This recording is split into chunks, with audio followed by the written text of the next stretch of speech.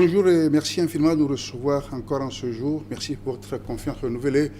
Rencontre Jean Nouveau numéro. Nous voulons rendre hommage à Monseigneur Nicodème Bariga, l'archevêque métropolitain de Lomé, qui a rendu l'âme le 4 août dernier. Cette émission se veut un hommage à cet homme d'église, mais aussi homme d'État, puisqu'il avait à jouer des rôles politiques dans ce pays en président la CVJR, la Commission Justice et Réconciliation. Pour en discuter, pour rendre cet hommage, un prélat, un autre prêtre qui ne peut que le faire. Il s'agit du père Pierre Chanel Fognon. Mon père, merci de cette invitation. Merci à vous, Monsieur Gérard, et salutations fraternelles à tous nos frères et sœurs, amis, téléspectateurs, téléspectatrices, en nous présentant les condoléances les plus sincères, mais en même temps en demandant au Seigneur par l'illustre disparu, Monseigneur Yves Nicodème Bariga, la grâce de pouvoir participer à cette émission sans émotion. C'est cela. C'est la grâce que je demande. Merci mon Père, que cette grâce soit pour cet hommage que nous voulons rendre à cet homme. Et en cet instant précis, eh bien, nous avons une pensée pieuse pour la mémoire de cet homme d'église qui a dirigé la diocèse de Lomé pendant 4 ans environ, c'est ça, bien ça, non? Tout à fait. Tout à fait, et qui a rendu l'âme à l'âge 61 ans. Mais avant cela, mon père, je vous propose ce témoignage rendu par le père Fabio Abbé, un témoignage sur fond de chansons, comme Monseigneur même l'aimait bien. Il aimait beaucoup. Voilà. Je suis Monseigneur Nicodème.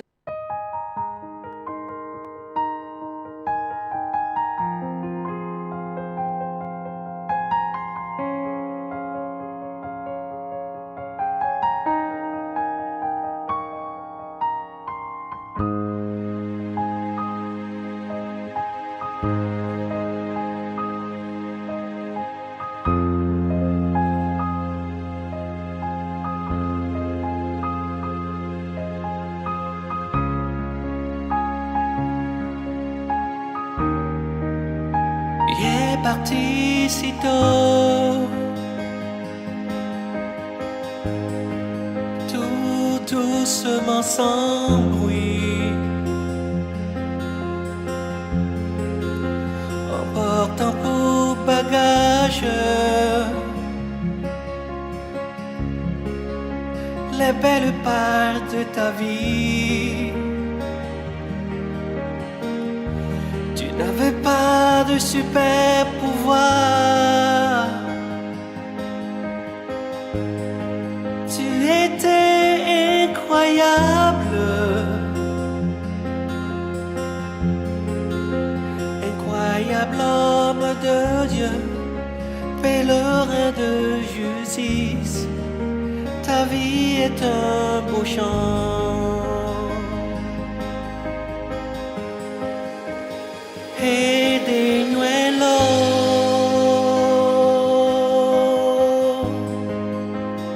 hey, Denuelo,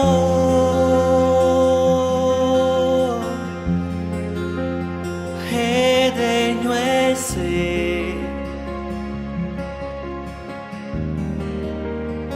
hey, Denuelo.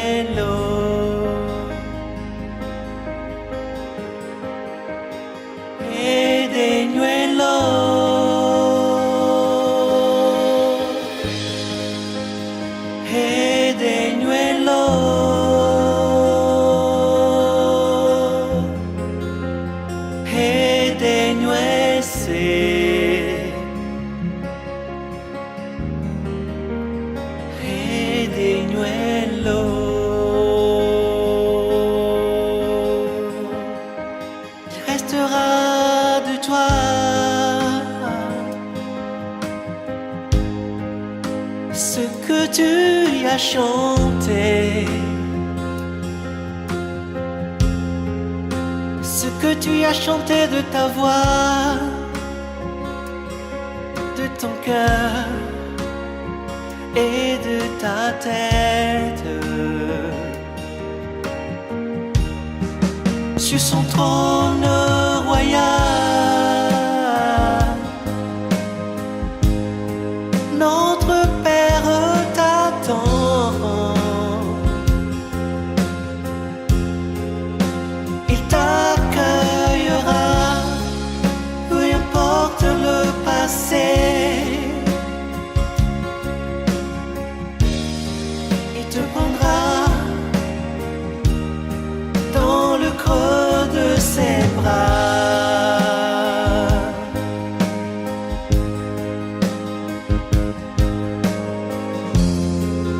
malgré notre peine, nous te laissons partir. Notre Dieu saura mieux t'accueillir.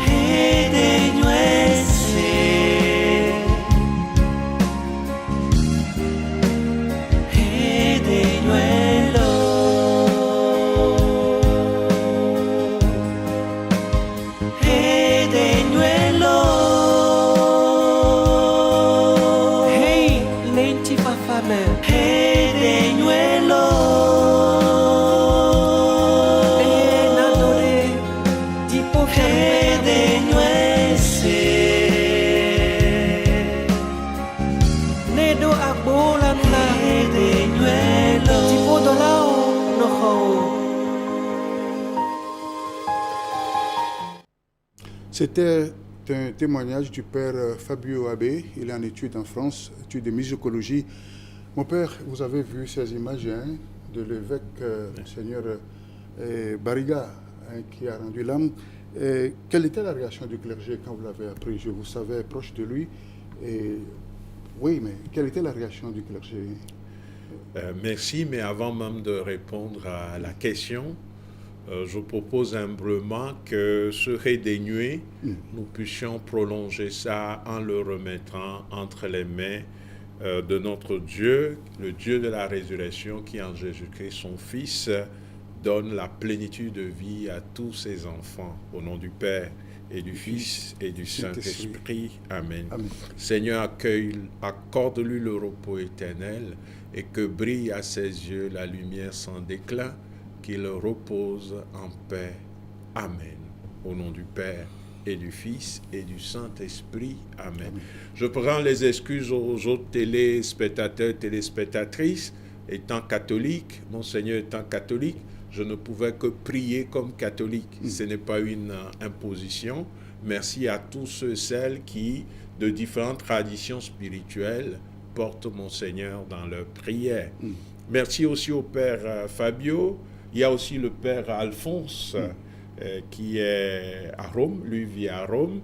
Il est salésien et qui a connu aussi Monseigneur, un grand musicien aussi, camerounais, et qui a aussi composé un chant en honneur de Monseigneur. Merci à eux tous et tous ceux qui essaient d'honorer sa mémoire. À la question, nos sentiments, je pense que en dehors du clergé, c'est chaque fils et fille du Togo, de l'Afrique et ailleurs. Ils sont nombreux à être touchés. Moi, j'exprime notre état d'âme, ce que nous vivons. Nous sommes des hommes et des femmes brisés, mais debout au pied de cette croix, dans la dignité des fils et filles de Dieu, qui croient en la glorieuse et bienheureuse résurrection des morts. Jésus lui-même a dit, celui qui croit à moi, même s'il meurt, vivra éternellement. Il a dit, je suis la résurrection et la vie. Et il a aussi dit que votre cœur ne se trouble pas. À la maison de mon Père, il y a plusieurs places. Je m'en vais préparer une place pour vous. Et hier, nous avons célébré l'entrée dans cette gloire de la Vierge Marie, sa mère. Nos frères orthodoxes parlent de dormition, nous parlons de l'Assomption. Il y a tellement d'événements spirituels qui nous rassurent que même brisés, comme la Vierge Marie et Saint Jean au pied de la croix, dans l'évangile de Saint Jean justement, nous sommes debout dans l'espérance en la bienheureuse résurrection. C'est de cette façon que je peux le dire. Sinon, si on pose la question à chacun, il trouvera peut-être un geste, une parole pour exprimer cela. C'est ça. Une grande perte pour la communauté catholique du Togo, famille de Dieu. Oui, une grande perte hein, pour l'Église. Une grande perte pour l'Église universelle. Parce que Oui. Monseigneur Nicodème Bariga, ne l'oublions pas, est évêque et archevêque. Et avant de recevoir, par la grâce de Dieu et la bienveillance du Saint-Siège, cette mission, il est diplomate. Oui. C'est un homme très discret et en même temps doté de capacité de travailler à fond, qui fait qu'il est sur plusieurs missions que nous ne saurons jamais. C'est pour ça que je dis... Il en a effectué en Afrique. Il en a effectué en Afrique. En Côte d'Ivoire. Voilà, ça c'est au temps chaud. Hein? Au temps chaud, Oui. après le génocide au Rwanda. En 94, oui. Oui, et puis aussi après la crise en Côte d'Ivoire.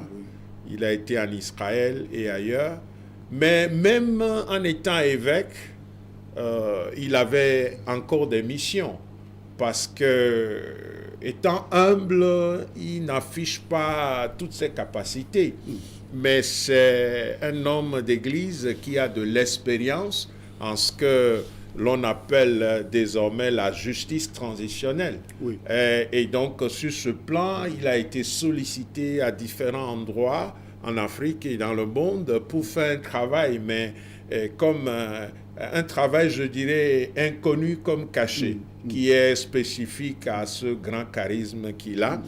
Donc, avec une grande capacité d'écoute, il semble. Hein? Oui, Monseigneur, beaucoup ont témoigné, et je peux le confirmer avec ma petite expérience, même quand il doit demander un service à nous qui sommes des prêtres, la façon dont il salue et formule la demande, on ne peut qu'être touché positivement et se dire, Seigneur, donne-moi cette grâce qu'a Monseigneur Bariga de donner de la considération, de la dignité à toute personne. Et j'ai un fils spirituel qui a fait injustement la prison pour des raisons que je n'ai pas besoin d'évoquer ici. Quand il a appris le décès de Monseigneur, il m'a écrit en disant, quand j'étais en prison, il est venu nous visiter et il a même promis qu'il reviendra célébrer la fête de Noël avec nous, mais dans l'espoir que cela puisse ne pas être pour un certain nombre encore en prison. C'est ça. Et la dernière fois, j'ai trouvé sur les réseaux sociaux le témoignage de Fovi Katakou, Oui. qui est un acteur de la société civile. Quand il était en prison, ce que Monseigneur Bariga a pu faire, non seulement pour sa libération, mais aussi pour lui rendre la vie plus ou moins acceptable durant sa détention. Et je me rappelle très bien, parce qu'il m'avait justement envoyé pour essayer de rencontrer l'intéressé et de mener des missions que je n'ai pas besoin de présenter ici. Dans tous les cas, humainement parlant, là je suis au niveau humain. Oui. Nous sommes des êtres de chair et de sang. C'est vraiment une grande, grande perte pour nous. Mais quand nous venons dans la foi, je ne voudrais pas parler de perte. Je voudrais parler vraiment de semence et qui va porter des fruits pour qu'il y ait des milliers de jeunes Bariga au Togo, pour un Togo nouveau, une église debout. Et si j'ai accepté d'être à cette émission, c'est aussi pour ça. Parce qu'il aimait tellement les jeunes que je me suis dit, je vais venir, connaissant aussi vos talents, nous allons échanger et peut-être ça peut aider un jeune à mieux vivre sa vie pour être un Bariga, un Yves Nicodème, pourquoi pas. C'est cela. J'ajoute, mon père, que le 4 janvier 2013, il nous a reçus chez lui, dans son évêché, il était à Tapamé, dans cette émission justement Rencontre et Échange. Je me rappelle qu'avant l'émission, c'est lui-même qui nous a servi le petit déjeuner à table. Ah oui. Il faisait encore témoignage de son humilité. Mon père, très vite, la CET n'a pas traîné. La conférence des évêques du Togo a rapidement sorti un communiqué confirmant la mort de de Monseigneur Bariga, Oui. le jour-là même, ce dimanche-là, Oui. à peine quelques heures que... Alors, est-ce que c'est pour couper court aux rumeurs sur les réseaux sociaux? Parce qu'il y en a eu après, hein, on veut savoir de quoi est mort finalement Monseigneur Nicodème Bariga. Oui, annoncer le décès de l'archevêque de Lomé, vous constatez que ça a été rapide. Pour les raisons que vous évoquez, oui, mais également pour une question d'honnêteté, de vérité vis-à-vis du peuple de Dieu qu'il a aimé. Et il faut dire que Monseigneur, dans l'humilité qu'il a toujours caractérisée, a laissé l'Église s'occuper de lui jusqu'à sa mort. C'est ça. Ce qui fait que communiquer son décès était un acte ecclésialement sans risque. Mais en même temps, c'est pour solliciter la prière du peuple de Dieu, Oui. parce que c'est un grand homme de prière. Il faut le côtoyer pour le savoir. Je me rappelle souvent quand on a des entretiens, il a pris le temps de tout noter, parce qu'il note toujours. Quand il reçoit, il note toujours.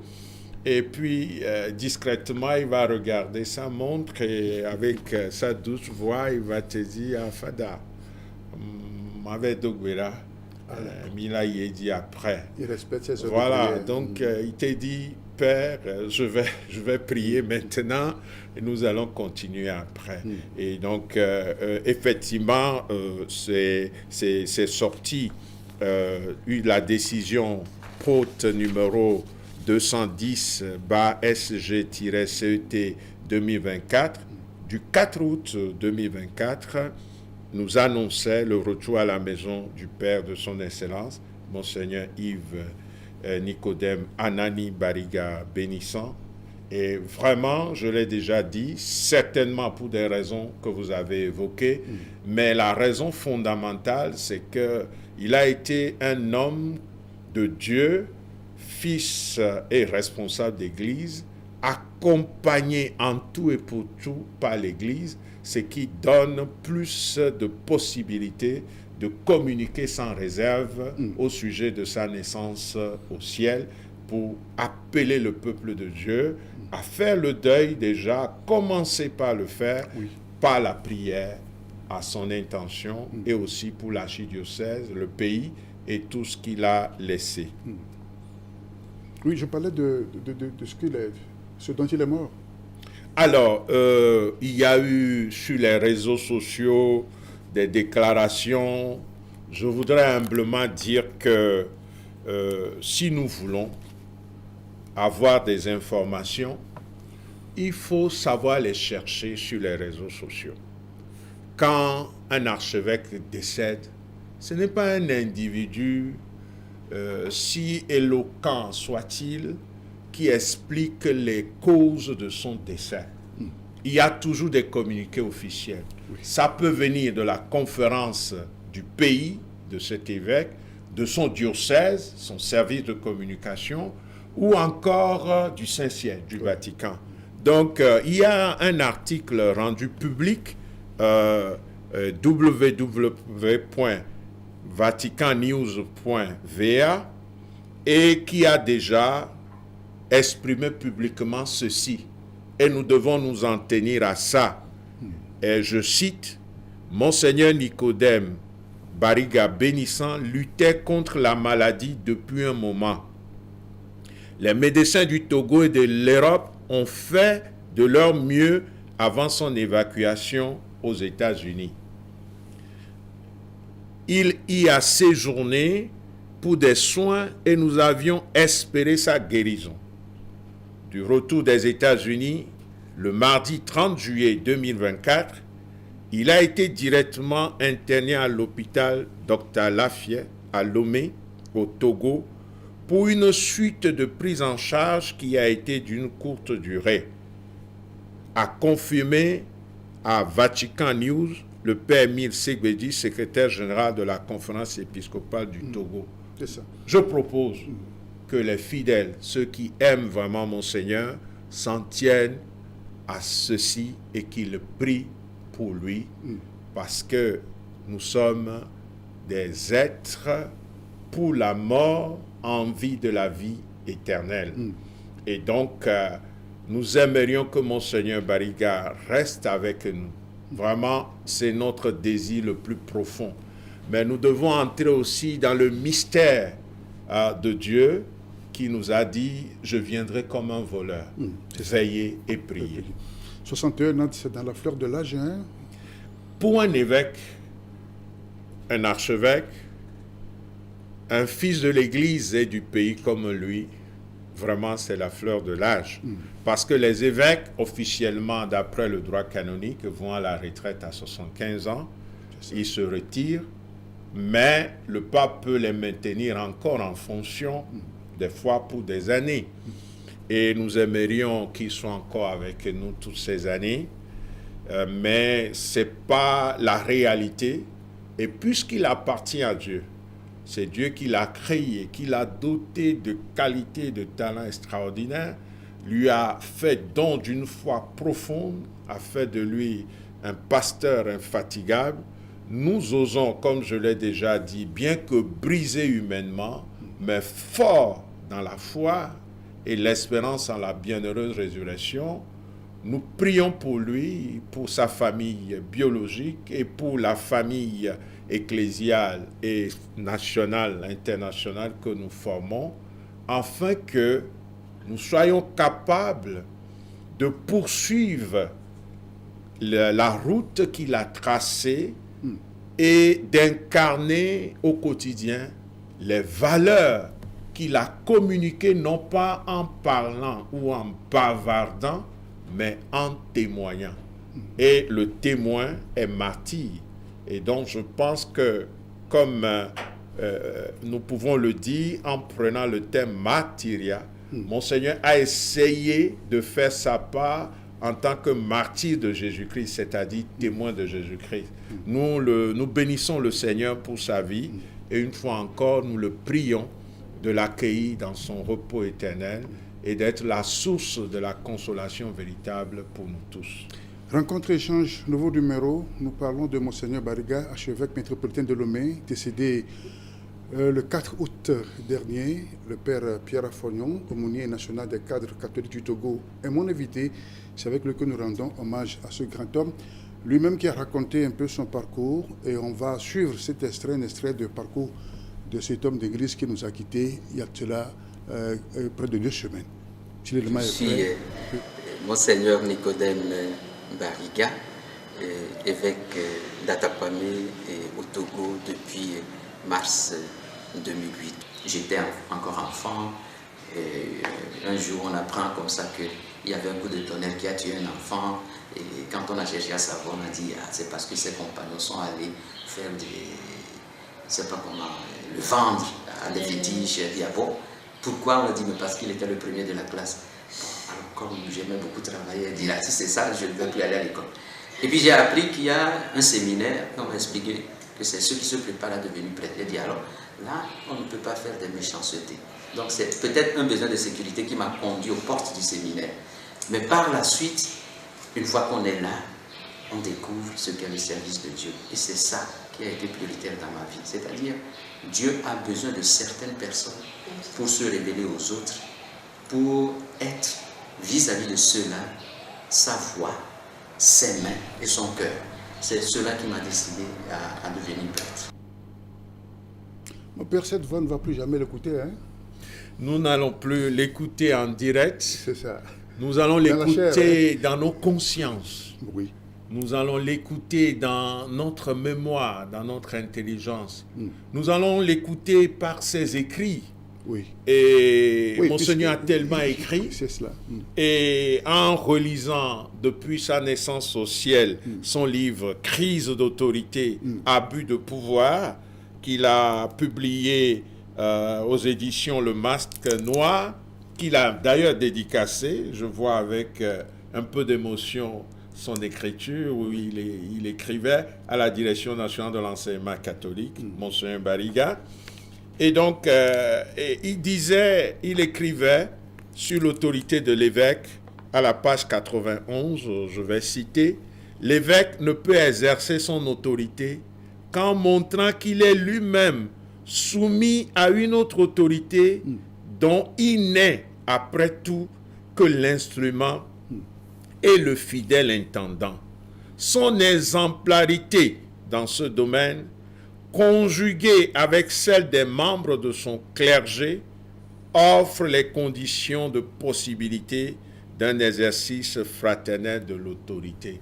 Monseigneur a toujours conçu l'autorité jamais comme un pouvoir pour écraser les autres, mais comme une diaconie, comme un service à rendre pour que l'autre puisse s'épanouir et que la fraternité soit possible. Ce n'est pas pour rien que sa devise d'ordination, c'est bienheureux les artisans de paix.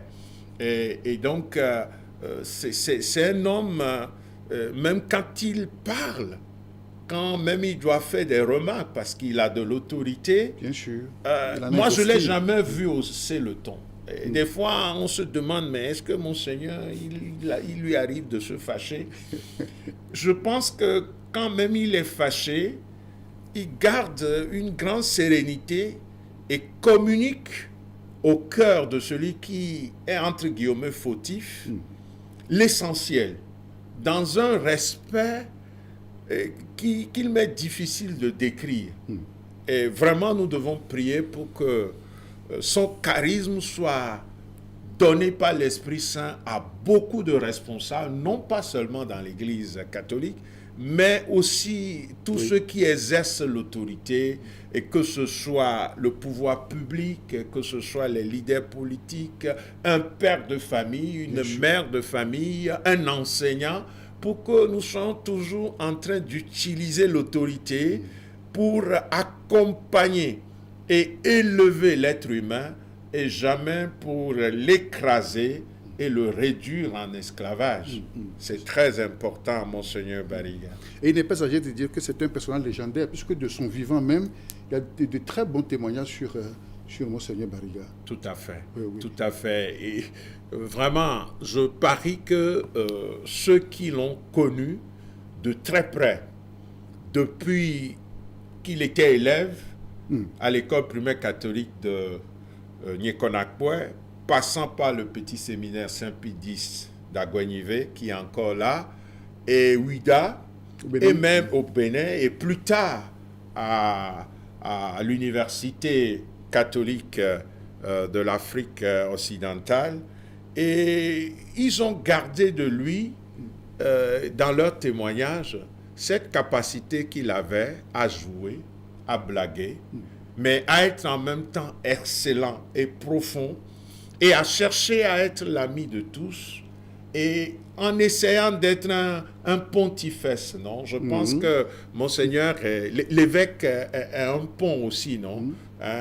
Mais je crois que cette vocation d'être un pont entre les humains, pour que entre les hommes se vive une fraternité réelle, est quelque chose de très fort.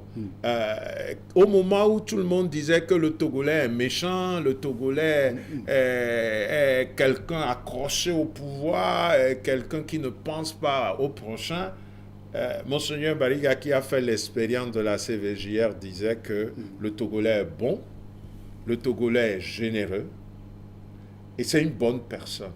C'est ça. Mais que sa difficulté, c'est que il est méfiant. Et cette méfiance fait que par moments, il est intransigeant. Et sa prière, c'est que nous puissions travailler nos relations en famille, dans la société, dans l'Église, au niveau des acteurs politiques de notre pays, pour arriver à bâtir une confiance qui puisse permettre vraiment de sortir de tout ce qui empêche, qui pourrait empêcher nos églises, mais aussi notre pays, de faire des bons qualitatifs de l'avant.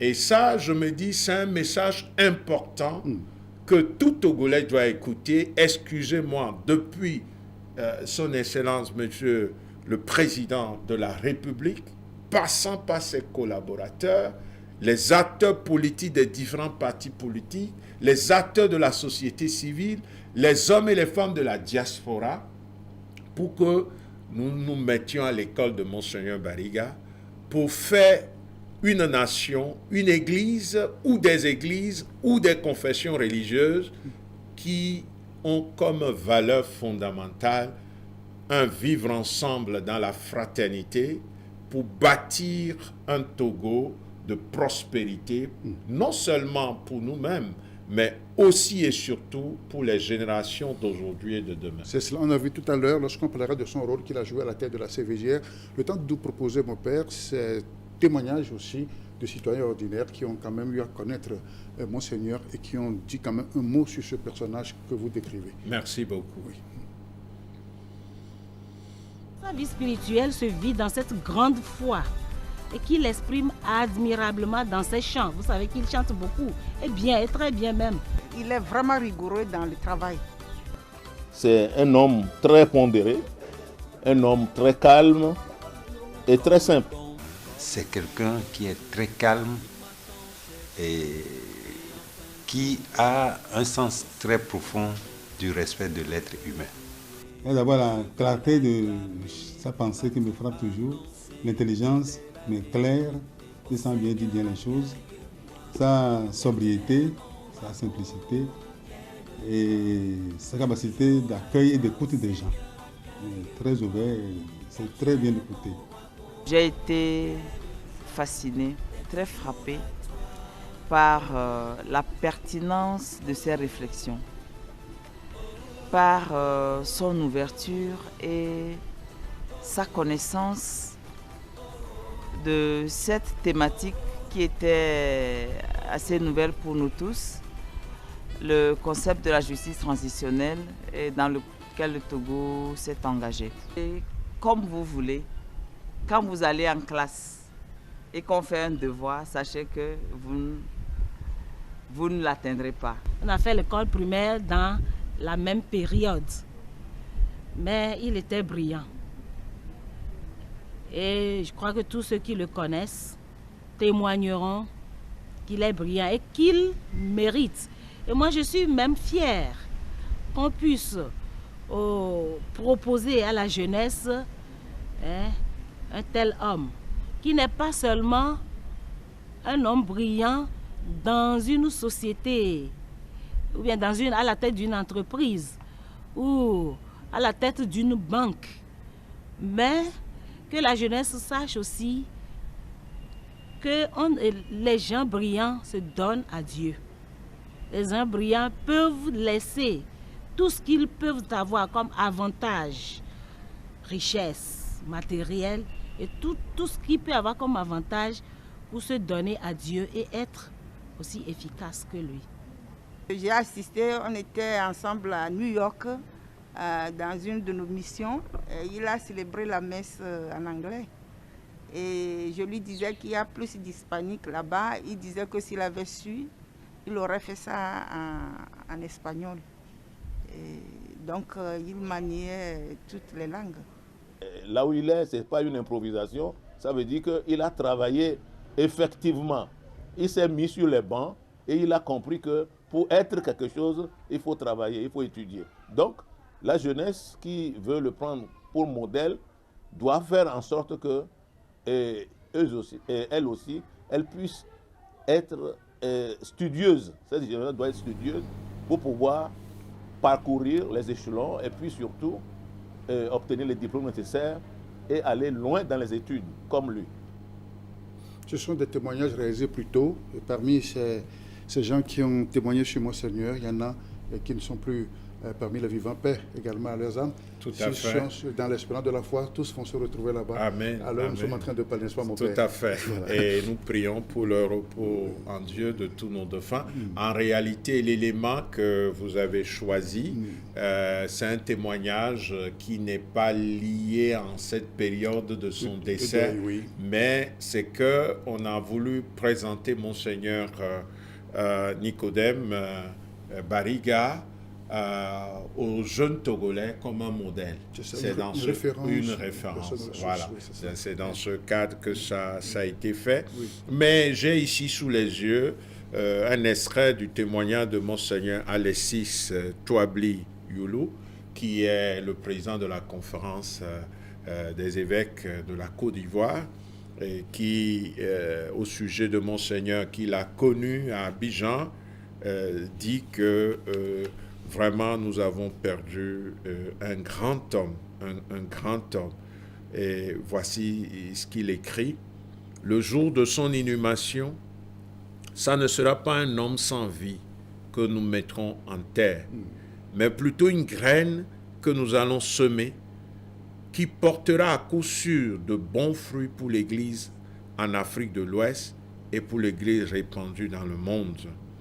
Et donc, l'envergure de l'homme est telle que c'est aussi des personnalités, ses confrères africains qui pleurent, mais c'est aussi l'Église universelle et des personnes qui l'ont connu.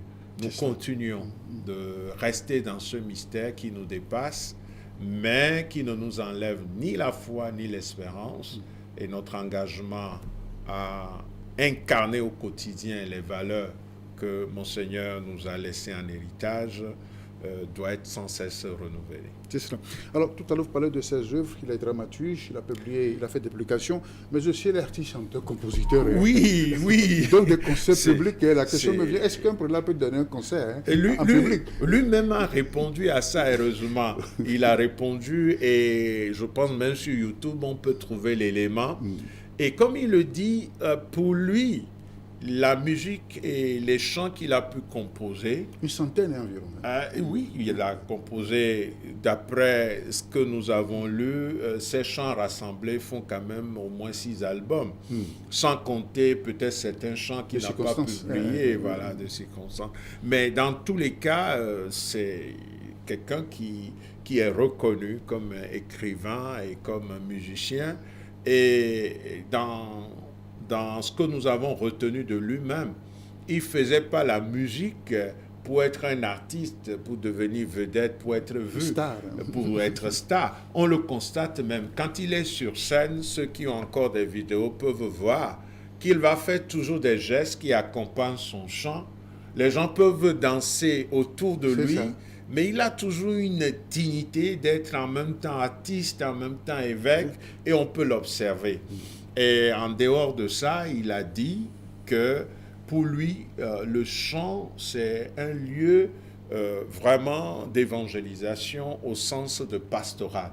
Donc l'objectif pour lequel Monseigneur chante, c'est pour vraiment rejoindre des gens. De plus en plus, le pape François parle de la périphérie, c'est-à-dire des lieux où habituellement on ne voit pas des prêtres. Et je pense que le lieu de la musique, Monseigneur Bariga a suffisamment démontré, et beaucoup d'autres prêtres lui ont emboîté les pas, mais il a suffisamment démontré que par la musique, on peut toucher les cœurs, on peut annoncer l'évangile, on peut accomplir une œuvre pastorale. Monseigneur Nicodème Bariga n'est pas seulement homme d'église, il est aussi homme d'État, parce qu'il a eu à présider la CVJ, on peut le dire ainsi? Je crois. Il a eu à présider la CVGR, c'est ce qui est officiel. Personne ne peut nier ça. Voilà. Et je pense que quand on va dans les archives de notre pays, souvent les commissions, je ne suis pas en train de faire une critique au sens, disons, négatif. Je suis en train de dire un constat, d'apprécier. La plupart des commissions qui naissent pour approfondir telle ou telle autre réalité n'arrivent pas à sortir des conclusions, n'arrivent pas à sortir un rapport annexé avec des recommandations. Mais malgré les difficultés, et Dieu sait combien il a souffert, Monseigneur a tenu bon et il a vraiment géré pas mal de situations, et finalement, le rapport est sorti, les recommandations l'ont accompagné. Certes, des Togolais l'ont critiqué, nous sommes très forts pour bavarder, pour parler, pour insulter. Et des fois, quand je regarde sur les réseaux sociaux, je me demande si, avec la mort de Monseigneur Bariga, chaque Togolais ne doit pas désormais mesurer ce qu'il dit à la place publique et apprendre le respect de l'autre qui nous interdit de banaliser l'insulte et de semer ce qui est aléatoire, qui relève du mensonge comme si c'était une forme d'honneur. Donc je reviens à ce que je disais, Monseigneur a traversé tout ça et a laissé un rapport avec des recommandations. Merci à lui et à toutes ces personnes qui ont travaillé dans cette commission. Et moi, je me dis qu'un travail que les acteurs politiques et ceux de la société civile, y compris aussi les confessions religieuses, doivent faire aujourd'hui, c'est de reprendre ces rapports, de reprendre les recommandations, de voir en quoi ça peut nous aider encore aujourd'hui à sortir de cette crise qui ne dit pas son nom et qui fait que les acteurs politiques togolais, à dire vrai, n'arrivent pas à travailler ensemble pour un Togo nouveau, un Togo de prospérité. Chacun se jette la pierre, tel dit que c'est la faute à tel, l'autre dit c'est la faute à ceci. Entre-temps, c'est la population qui vit plutôt des situations difficiles. Est-ce que le rapport de la CVJR et les recommandations ne peuvent pas être un document central qui puisse réunir les acteurs togolais pour un nouveau départ, au moins en mémoire de cet homme qui a beaucoup fait pour ce pays. Dans ce sens, il a été un homme d'État, pourquoi pas. Lui-même dit quelque chose d'intéressant. Il a écrit aussi un article dans ce livre, Enraciner la démocratie en Afrique, Parole d'intellectuel, qui est sous la direction de Roger Kwefoliko et Marie Squashi. Et il a parlé de la religion, frein ou levier pour la démocratie en Afrique. C'est de la page 227 à la page 223. Mais je propose que des gens puissent lire un peu sa conclusion. Parce qu'il dit ceci, les religions ont donc une vocation politique qui se situe tant en amont de la politique, dans un rôle de suppléant social, qu'en aval de la politique, dans un rôle de tuteur moral et de veille citoyenne, rappelant à l'État à sa propre vocation lorsqu'il néglige ou outrepasse ses responsabilités au regard de la dignité de la personne humaine et protestant aux besoins face à la sinécure. Mais les hommes d'État, n'étant jamais enthousiastes face à la limitation de leur pouvoir, et les hommes d'Église au sens large, n'étant jamais exempts de danger d'outrepasser les leurs, cela suppose des conditions.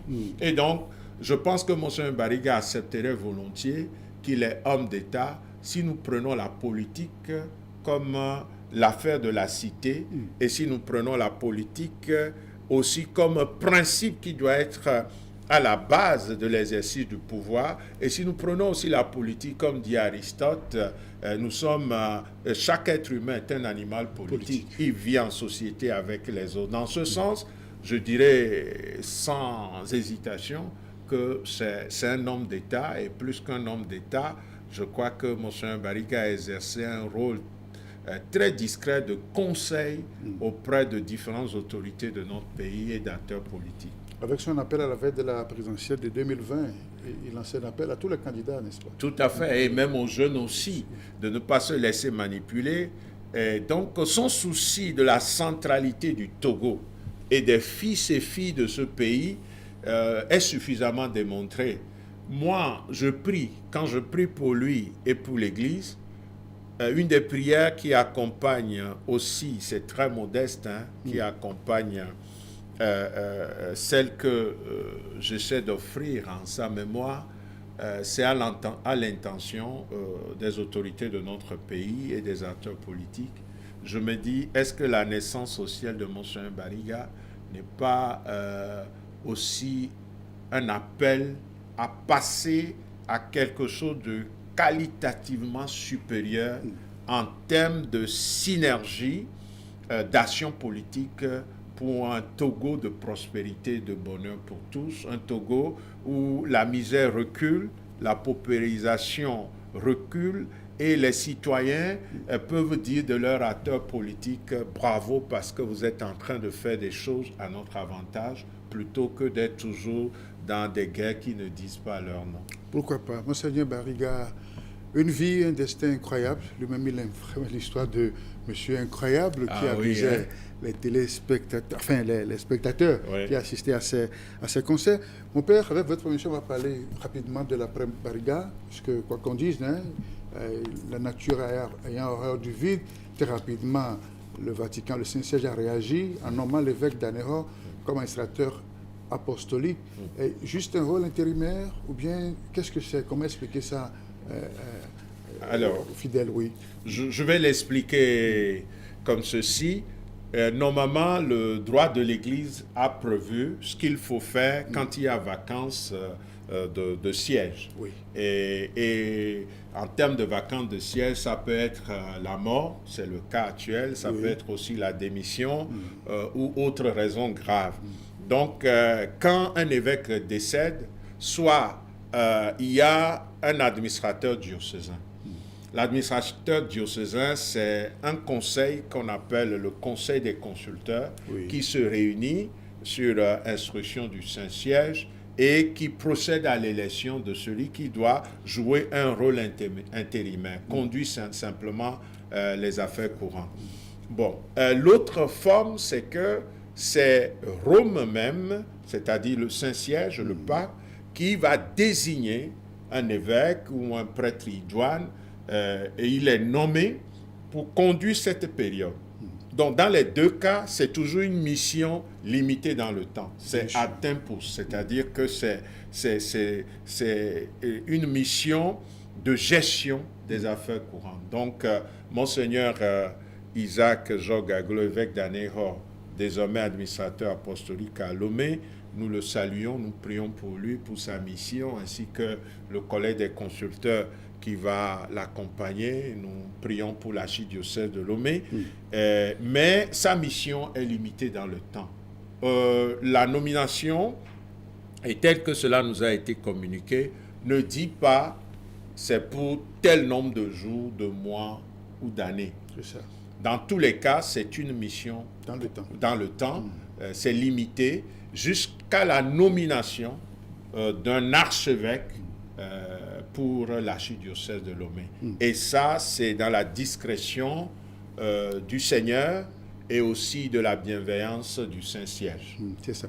Oui. Alors, Monseigneur Barriga a été évêque, il est devenu archevêque, en restant toujours évêque, il a fait ce qu'il a pu faire sur terre. Et il y a beaucoup de Togolais qui ont rêvé voir en lui le premier cardinal togolais. Ah oui. C'est un rêve brisé? Bon, un rêve brisé, humainement, oui. Il faut dire les choses, humainement, oui, parce que, comme je l'ai dit, Monseigneur a un charisme extraordinaire et tout le monde le reconnaît. Parce que habituellement, les gens... Donc, il pouvait être appelé à ce rôle, c'est ça? Oui, rien ne l'empêchait. En tout cas, rien ne l'empêchait. Les critères de nomination et aussi la décision du pape ne nous appartiennent pas, mais rien ne l'empêchait, en tout cas.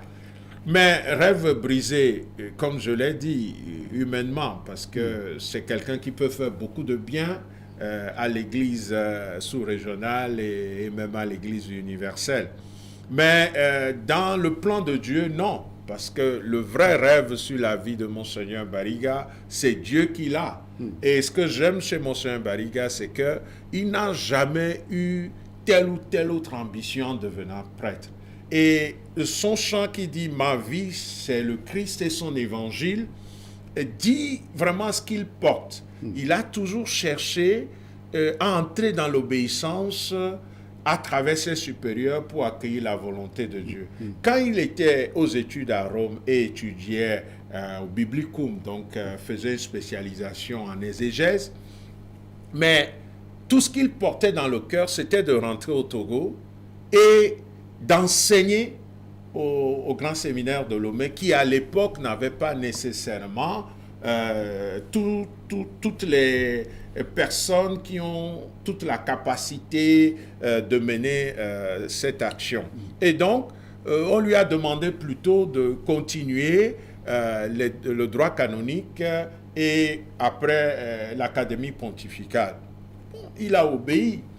Il était en plein processus de devenir nonce, en stage en Israël. On lui a demandé, le Seigneur, à travers le Saint-Père, voudrait que vous alliez à Atapamé comme évêque. Il lui-même dit qu'il avait voulu dire non. Mais son nonce lui a posé un certain nombre de questions et il a compris qu'en réalité, quand on devient prêtre, on ne fait plus sa volonté. Ça. Et ça, je pense que c'est un message très fort que Monseigneur laisse à nous les prêtres.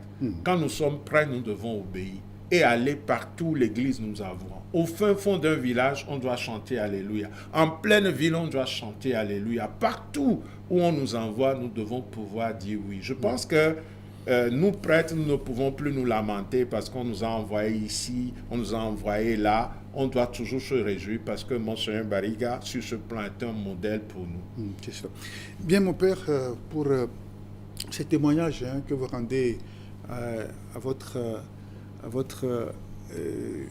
évêque, et dans le sacerdoce, n'est-ce pas, à notre père évêque. Notre père évêque, voilà, c'est ça le thème consacré à votre père évêque. Alors finalement, que dire, quel héritage, et qui peuvent être les héritiers, justement, entre guillemets, les héritiers, n'est-ce pas, dans le sacerdoce, dans le Saint-Ministère de Monseigneur Bariga? Moi, je dirais tous les prêtres, parce que Monseigneur, tous les prêtres, tous les diacres, les séminaristes, et aussi les laïcs. Parce que l'héritage que Monseigneur laisse est d'abord un héritage spirituel. Et chacun peut trouver quelque chose dans ce temps qui va l'aider à être davantage humain pour être pleinement chrétien. Comme j'aime dire, le vrai chrétien, c'est celui qui a pris au sérieux l'humanité. Et donc, si nous sommes humains, nous sommes déjà dans la dimension spirituelle. Et le Christ vient parfaire tout ça. Comme disaient les pères de l'Église, non? La grâce suppose la nature. Donc, nous tous, nous héritons de Monseigneur. Et rapidement, monsieur, les obsèques, vous en avez eu l'idée? Pour le moment, il n'y a pas de date fixée officiellement. Mais je sais qu'avec la nomination de Monseigneur Isaac Jogaglo comme administrateur apostolique, des rencontres vont avoir lieu. Et comme disait Monseigneur lui-même quand on lui a confié la mission, ça ne va pas tarder. Et donc je crois que dans les jours qui viennent, le peuple de Dieu et toute la nation nous serons situés par rapport aux dates pour ces funérailles. En attendant, la conférence nous a invités à la prière. Donc, je pense que c'est à cela que nous devons nous en tenir. C'est ça. Merci, mon père. Un dernier mot, 2-3 mots, rapidement, pour clore cet entretien.